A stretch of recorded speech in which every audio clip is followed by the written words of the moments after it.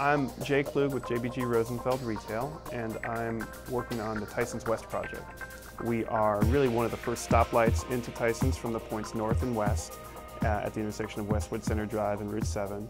And what we are bringing to Tysons Corner is a new neighborhood serving retail, as well as an existing hotel, the Sheraton Premier Hotel, which is the largest convention hotel in the market.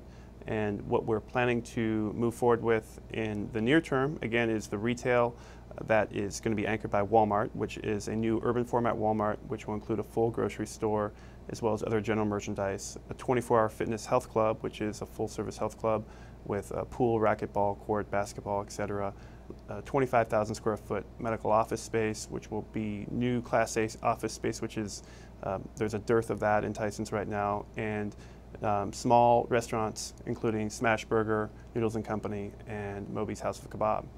We're proceeding with a rezoning application for 3 new buildings. The one that we're proposing to build sooner is a 375-unit wood frame building, which will include more neighborhood-serving retail, about 35 to 50,000 square feet. We expect that building to be approved by Planning Commission this fall and proceeding into construction in 2014 with delivery in 2016.